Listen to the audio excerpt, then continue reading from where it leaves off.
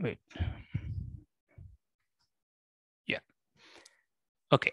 So now we can move forward. Any questions in this? No. Okay. Right. So now I just want to do a few related inequalities. Okay. And this is called the Bernoulli's inequality. So there is this thing called the Bernoullis inequality. Okay. And it is very much related to the binomial theorem. Okay. So that's why we will see this. And this is very simple. But before that, let me first ask a question. Here is this. So there are some numbers. So there is this, maybe I should first. So there is this A1, A2, A3, and let's say 4 items, and they are greater than 0. Okay. Out of these two, this product here, so there is this product. Okay. And then there is a simple summation.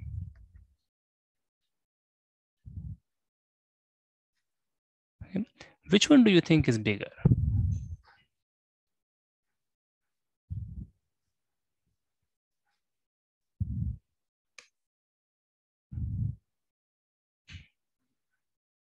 Yeah, absolutely, right? Because this is just obvious. Yeah. Because if you expand this, you will get many more things. Okay. What exactly you get, those are very important questions. But first of all, we know this. Now, if we change this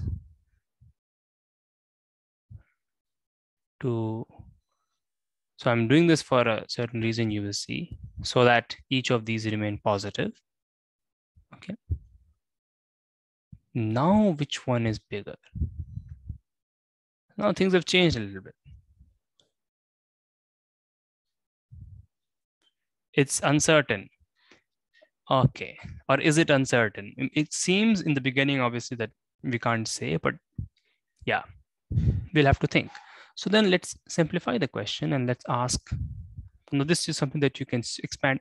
Obviously, in the beginning, one can just say it's uncertain, and it is, but then try to expand and see if you can say something.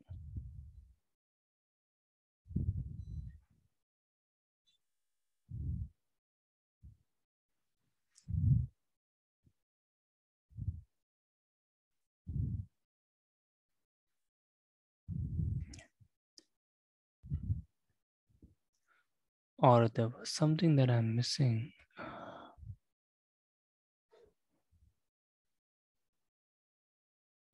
Okay, let's just try it. Can we say anything, right? Okay, that's the question here. So let's see if we just do the simple expansion, you get A1, A2, and then we get this. Yeah, but really this could be negative or positive, right? If A1, A2 is positive, then LHS is bigger, right? Then LHS is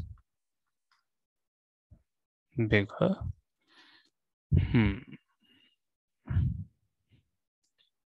If A1, A2 is negative, then yeah, then the RHS becomes bigger, right? So when can A1, A2 be negative? Can you give an example when A1, A2 is negative?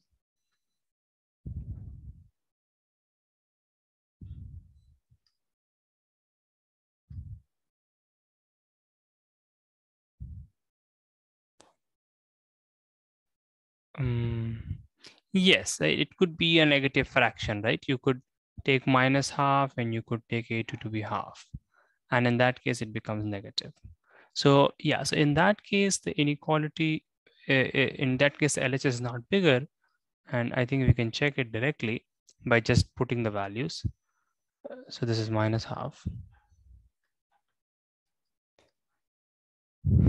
Yeah, I was expecting something slightly different, but this did not work. So this is half, and then this is 3/2. Hold on, but the LHS still seems to be bigger. So what is going wrong? What are we doing wrong? You see, so this value A1 and A2 for which minus half and half, for which A1, A2 is less than 0. But still, when I put it in the original situation, then it gives that the RHS is, the LHS is again bigger. No, sorry, it's not bigger. What am I saying? Yeah, it's not bigger, right? I mean, this is bigger. No, wait. No, hold on. It is bigger. Yeah, it's 3/4. Sorry, yeah. It's 3/4. So then what is going wrong? So sorry, this is something very simple that I am confused with.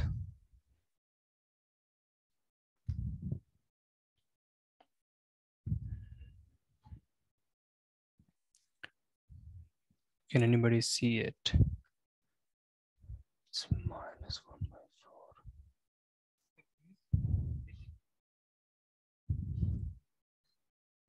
Yes. So no. So I'm just saying that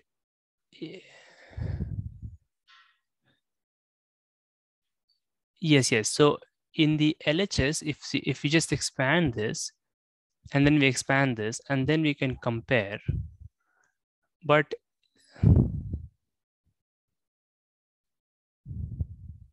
yeah, sorry, that's what. Yeah, there's a minus sign, right?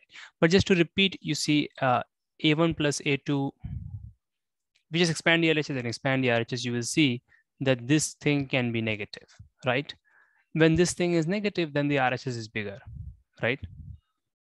I mean, if this is negative, because the rest of the thing is cancelled. And if it is positive, then the LHS is bigger. So you understand that this will not be true because you can make this less than 0, right? So yeah, so basically the answer is nothing can be said. This is really a question mark. So it could be both, okay? Depending on the values. Is that okay? Yeah, depending on the values, it could be both negative or positive. So we really cannot say, right? And that we just got by expanding and checking, okay? So that's pretty simple. So this did not work. However, the following is true. So let me show it here only. So in this case, when the A1, A2 are both bigger than -1, it did not work. But what if I put A1 equal to A2 and both still can be negative? Then what can we say? Then in this case, the question becomes this. Now can we say something?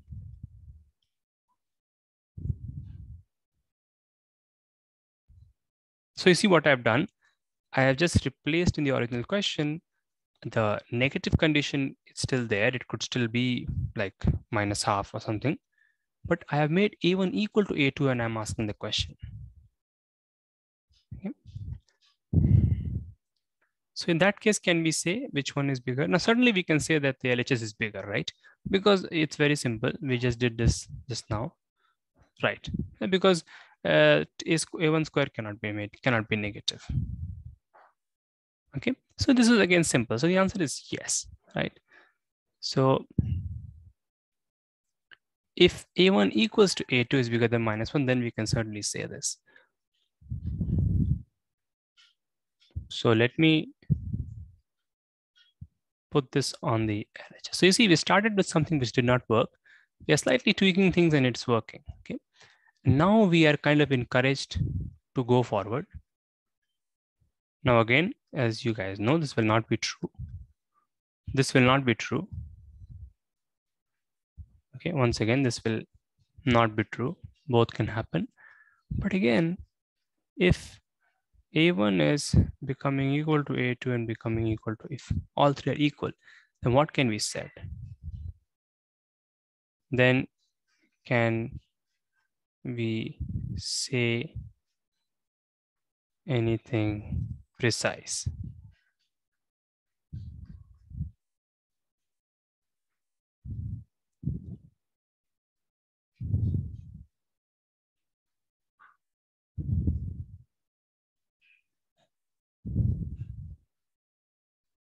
If they're equal, Sorry, can you say again?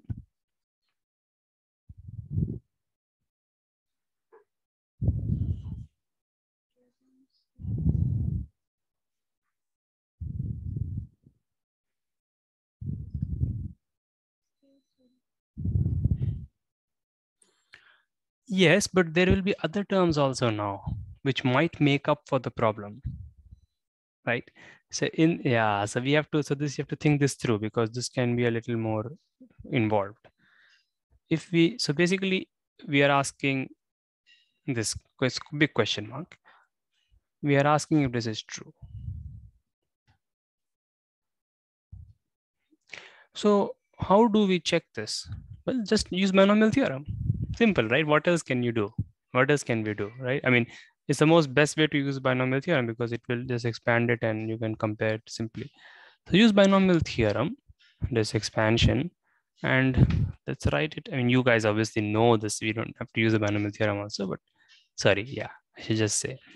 So this would just be, as you know, 3a1 plus 3a1 square, right? And a1 cube. This is the right way to write it. Now, can you say anything? Can we compare these two? So this question mark, just this becomes the same as this, surely. This question is the same as this question. So now let's think, can we say anything precise here? Can we say this is always true or not?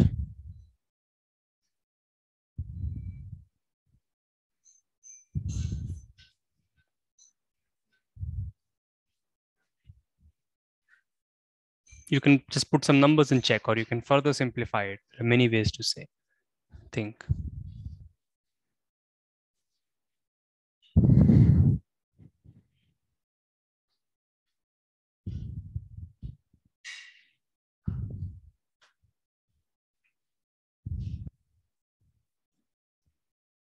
So Unnab, is this part clear this time?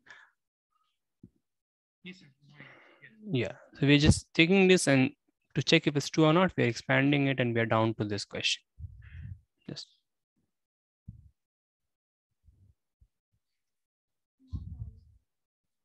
Can you give an example or reason?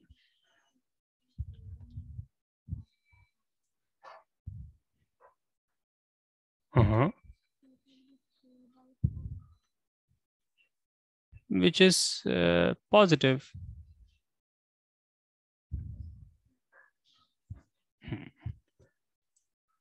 Okay, let's see. Think. Yeah.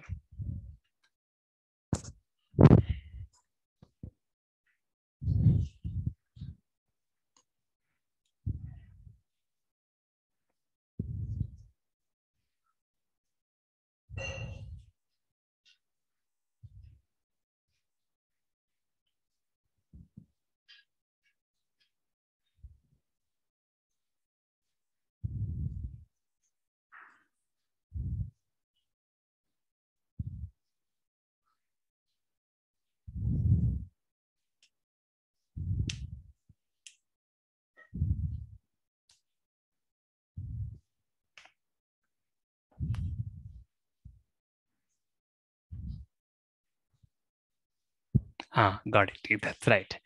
Good. It is always true. Yes. Now I'm not asking the reason now. Now you should write the reason and say, okay, later. Yes, always true. Good. Okay. So both of you should think why this is always true. This is simple enough, but now you know what question I'm going to ask. What is the question? It is just I am asking this now. But remember, A1 is greater than -1.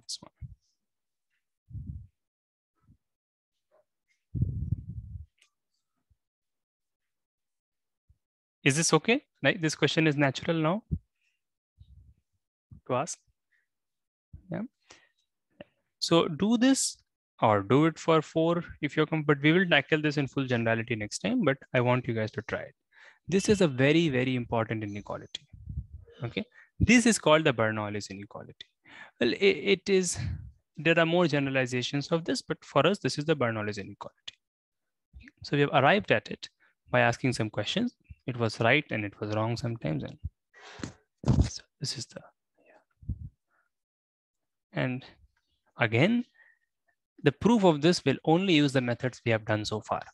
So this is nothing advanced. So you can think. So you can note it and try it. So try the things one by one that I've asked. This is a good way to. Okay, so it's a fun way, right? You see the binomial theorem helps you to say so many things, make so many predictions, and so on. Okay.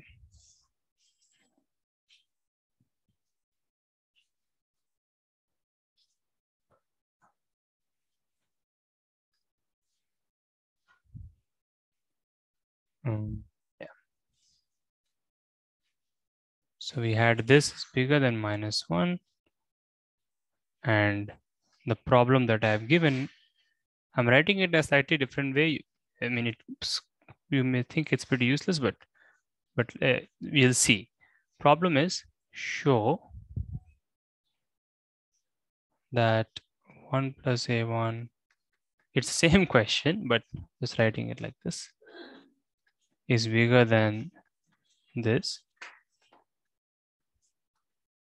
if, now this is very important because we have seen this is not always true, if a1 equals to a2 equals to,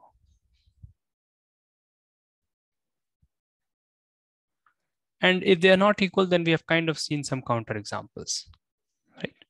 Some negative, positive we have seen. But when they are all equal, it is true. The next task from here is problem 2. This is very similar, but it's slightly more difficult. Show, again, I encourage you to try for small cases.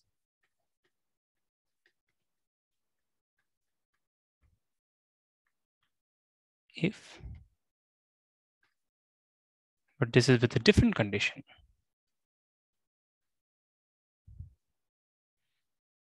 One minute, one second. If, one second. No, yeah. So if a1 is bigger than -1, a1 plus a2 is bigger than -1, a1 plus a2, you can try it for 3 also first. N equal to 2 or n equal to 3 is bigger than -1, and so on. If all the partial sums are bigger than -1.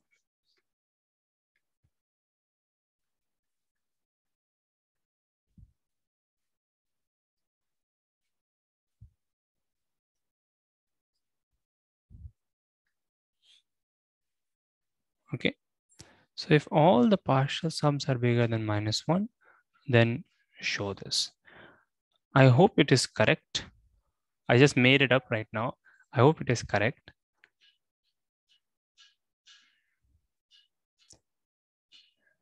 If it is not correct, we will see. Okay. Yeah, hopefully it is correct. And also each this condition is always there. Okay, this condition is always there. On top of that, I'm putting this condition. Think, try for small cases and see. Okay, so we have made 2 questions, 2 good questions, and also have some good inequalities. As an application of binomial theorem, it kind of seems that it's like that. You may also need induction. You have to think when you try for n or higher numbers. So this was one application.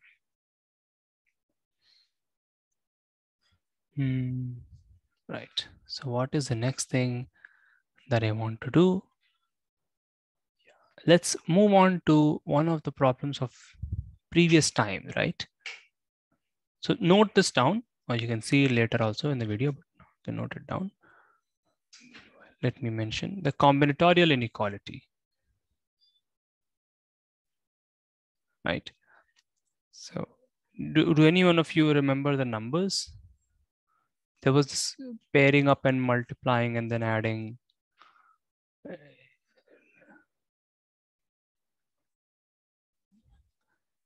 I don't, no, not the summation.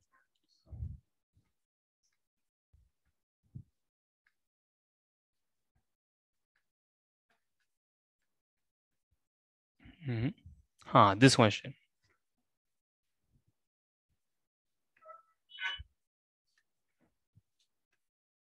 Yeah. Right. So I'll just to make the product as big as possible, or you can ask as small as possible. That question also is a good question. Yeah, some of the pairwise products. Yeah. So form the sum, form a sum of pairwise, form the,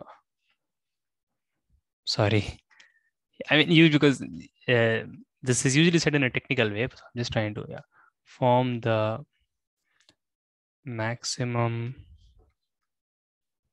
sum of pair of product pairs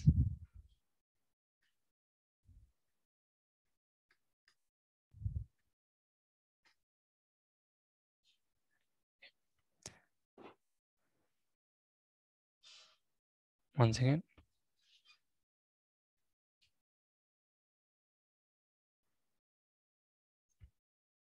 So this is maximizing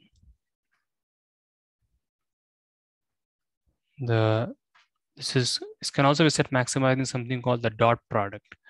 It has a geometric meaning, but maximizing the sum of pairwise products, whatever corresponding. And the inequality that we will end up having from here, when we had taken the sum and maximizing the product, that was sort of AMGM, arithmetic geometric mean inequality.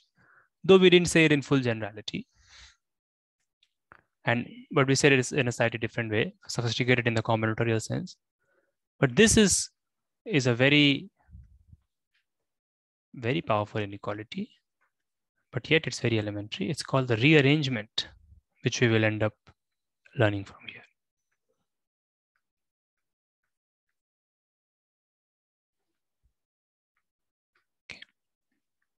Okay, so I've said too much.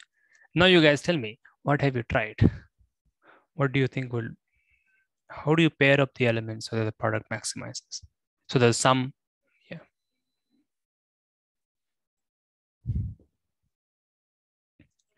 Yes, right? So that is the intuition, right? So Unam, do you see the intuition of why you should pair the biggest with the biggest? Yeah, it's kind of, now obviously we don't know, right?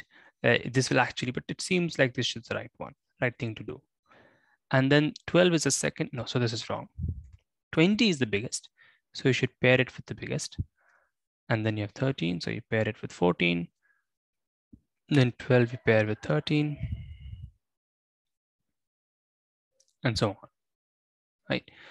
So the claim is, and this is, so it's an obvious thing, like if this is an MCQ, then you know that this is what you should do, okay? And you don't have to explain anything, okay? But you will not be 100% sure maybe, okay? So let's see. Claim is that 15 times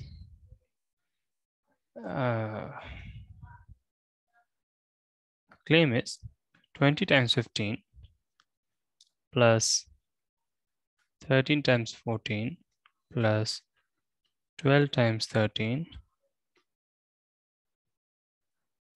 and so on.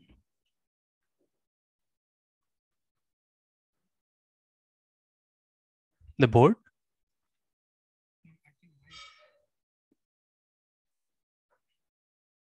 Some connection problem. Am I audible? Yeah. Okay. Is the, yes. Yeah. Okay. Okay. Right. Okay. So meanwhile, Ishana, can you see the intuition? Why do you think this is the right thing to do? Yeah. Why?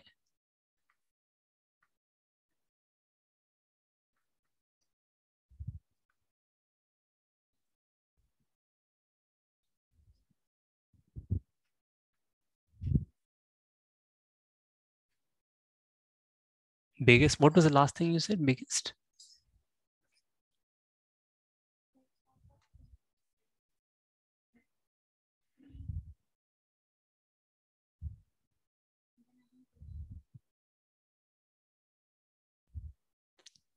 Okay. Yeah, it's right. So, but you see, yeah, that's right. So that's the intuition. That is the intuition. Right. It's kind of hard to explain, right? Exactly why it's true. Yeah, but it seems definitely true. Yeah. Okay. So I'm just waiting for now if he joins. Okay, he has not joined. Okay. Yeah, so maybe you can think of some nice ways to explain this, right? Maybe for three numbers, some using some uh, maybe total area formed by a figure or something. You can try to think. That can be an interesting way. So yeah, so maybe what I am saying is think of a geometric reason.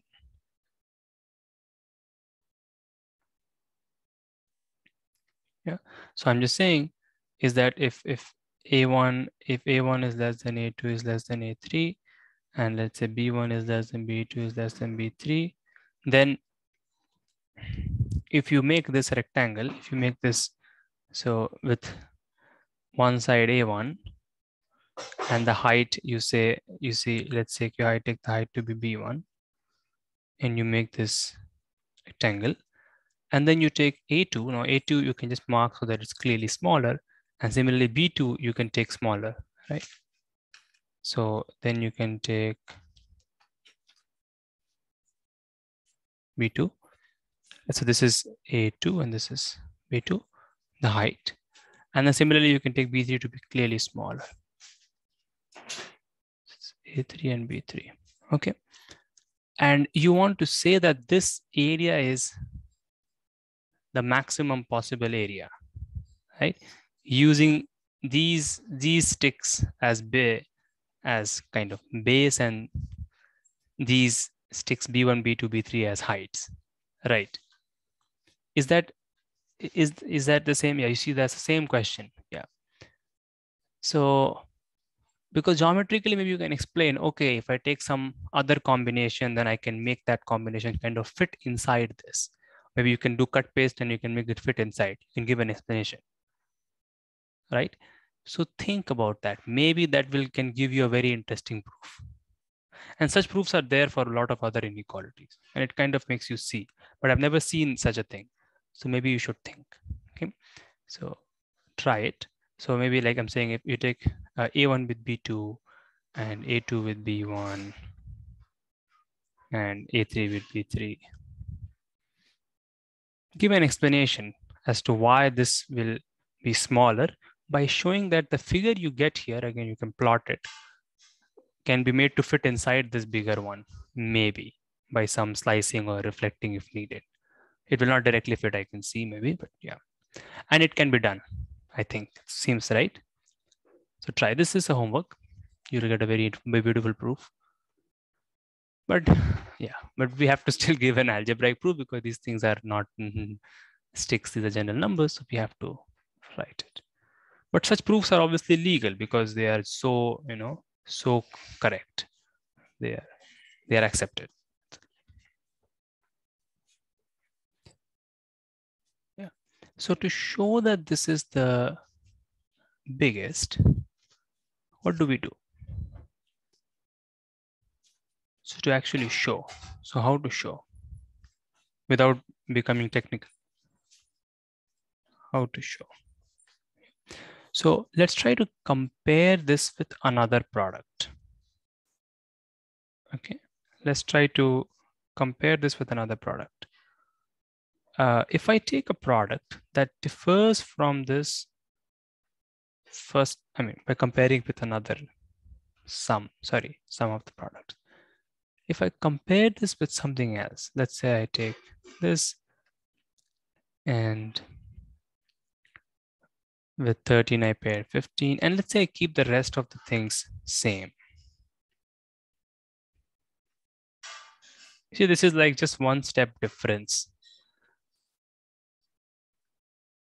Then can we compare this two and show which one is bigger?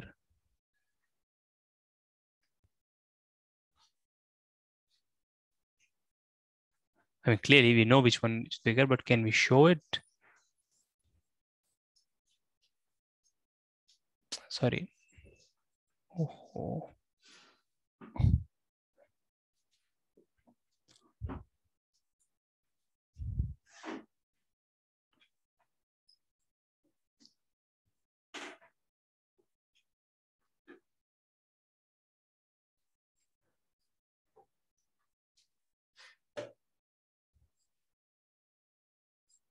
First two, right. So yeah, that's right. So then this is the same as this. And this, but how would you check this?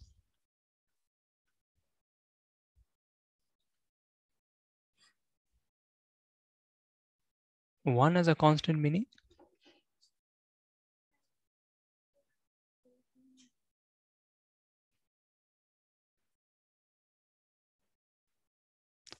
No, but see, every number with respect to 14 is not a good idea because the other numbers are really not. Yeah, you can do that, but you see, instead of 15, that could have been 150, right? Yeah. But again, the idea is correct. If it works for 15, it should also work for 150, you can say. And that's right, but yeah, but we want to do it in a way that we can, so that later on we can kind of generalize it, right? So what you're saying will certainly work, and you can just multiply out and check also. That's also correct. But what we want to show that we will only need the fact that 20 is bigger than 13 and 15 is bigger than 14. You see, I only want to use this fact that this is bigger than this and it is bigger than this. Okay, so you see, with that in mind, you can just do some factorization. Just compare things like this.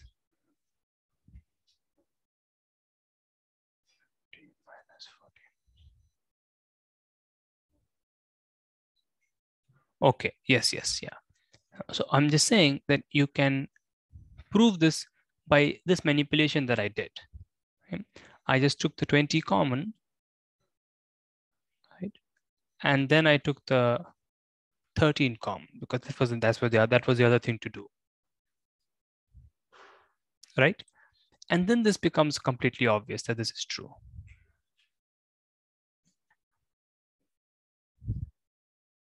Is this okay?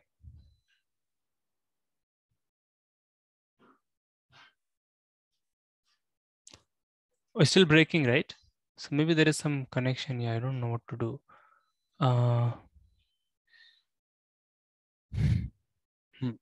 Is it clear now or is it still breaking? Still breaking. Is okay? Okay, then let's do. Otherwise, I'll change the connection. Certainly the Wi-Fi. Yeah. No, so all I'm just saying is, see, I've just done this manipulation, right? If you look at this first step, this is what we want to show. I just said, okay, let's not do multiplying out and so on, but let's just take the 20 common and take the 13 common. Okay. Then we get this next step. And then I'm saying that this is completely obvious. Is it okay? Yeah.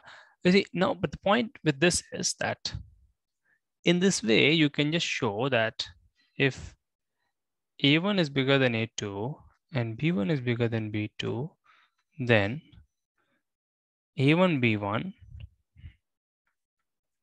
plus A2 B2 is bigger than A1 B2 plus A2 B1. Can you do this? Yeah, so just try this first.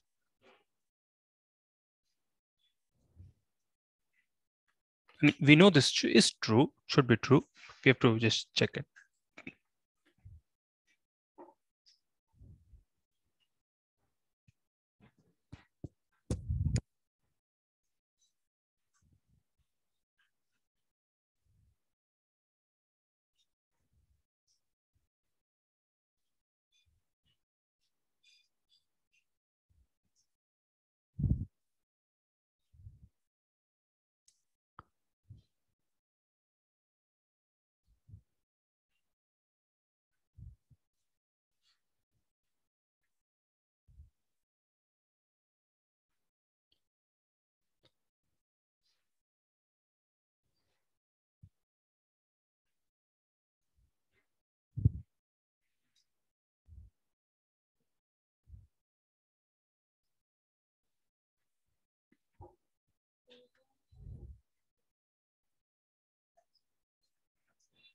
B1 minus B2. Right. Good. And this is correct, right? Because this is correct, right? So you see, this is once again very simple. And you see, it only uses the fact that for two numbers, obviously, it just basically doesn't use anything, right? You can see. Yeah. So that's the thing. So even when we are doing, so the moral of the story is that even when we are, and this is about proving these things because we kind of know this is correct. But while proving, first of all, obviously we're proving it locally for two things. And if you remember, this was the similar approach we took when we were trying to maximize the product, right?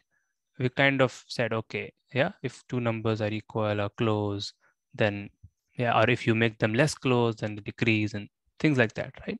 And this is also, we are doing this, and this technique can be now generalized to prove, but it's a little more technical to prove it. So we will not prove this inequality in full generality, but you sort of understand this is the way, okay? But the main thing which is very useful for us is that even when we are taking numbers as examples, and this a lot of students, especially those who are very good at calculations, they kind of oversee this. When we see these inequalities for numbers with the goal of trying to understand it for general variables, then we should not use the full power of the numbers, right? If we see something curious, okay, 2020 is appearing 1313, so let me try to take things common and see. So you try to see the variable behind it, and you understand, right? What is a true criteria of things that, yeah, it's about 20 being bigger than 13. That's why I paired. So that's what I should use. And right, just like that, then the numbers and these variables will kind of guide you to proving. Okay. But if someone simply expands this and checks it's correct, but there's no insight in that.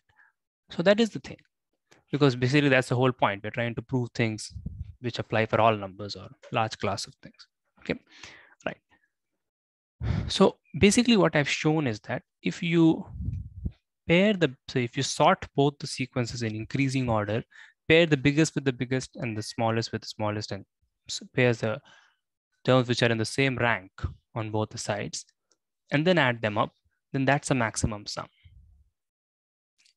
So let me write that maybe. So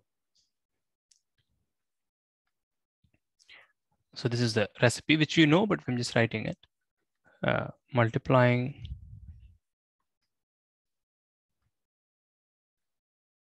elements of, and this is also kind of a greedy algorithm because at each stage you just try to maximize. Like when you start, you see 20 because you see the biggest first, let's say, when you just sort it, obviously. You see 20, then you see, okay, now I want to get the biggest using 20. So obviously I multiply with 15. And this is a greedy approach, right? You're just thinking in the short term and trying to make the max best. And it actually works. These kind of things don't always work, but this is a very simple situation, so it kind of works. Multiplying elements of same rank and adding up. Adding up gives a maximum. I mean, I shouldn't say adding up because this is already there in the question, but still, and gives the maximum. So now you can tackle questions of this kind, which can be disguised in other ways. Right. And really, this is what we have seen. Oh, sorry. What is happening? It is showing I can move it, but when I'm trying to move it, it is. Yeah. Okay. Now, why will this help us to prove? Because basically we will show that if you have some other way, if you multiply the elements in some other way. Now this is just the idea because the proof will get a little technical. Okay. The idea is that, yeah, if we multiply in some other way, any other way, right, then there will be some kind of cross, meaning that there will be some AI which is bigger than AJ, some INJ, right? And then there will be like BI, which will be bigger than some BJ.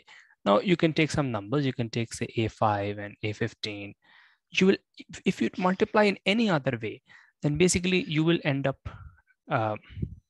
doing something like this. There will be this B5 and B15 such that you multiply the bigger one with the smaller one and the smaller one with the bigger one. Yeah. So do you agree with this? If you multiply in some other way, then you will end up doing this to at least some pair.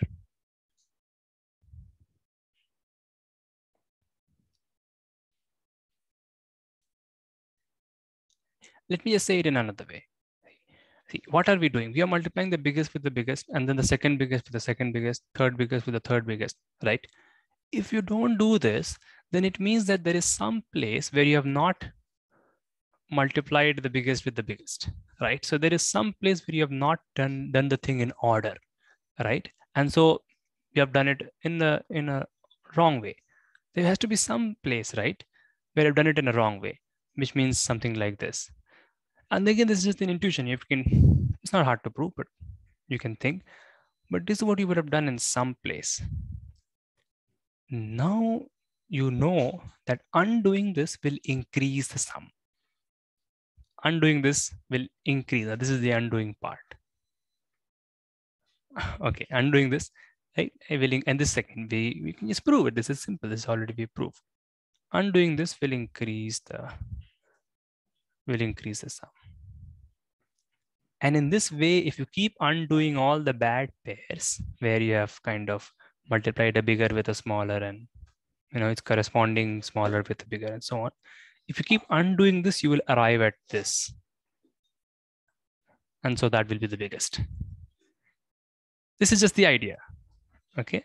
This is the way in which we proved the earlier thing also, that locally you start with an arbitrary thing and you show that from there you can move up and get to your claimed maximum.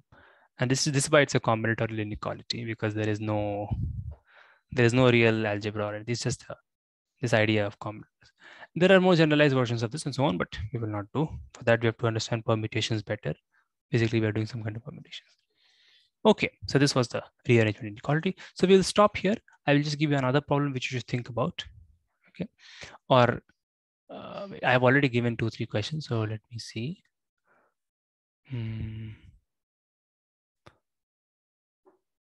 Let's leave it. You just try these 3. Okay, try the ones that I've given. Okay, and as I've said, because you should do the problem solving and so on, which I've said. So yeah,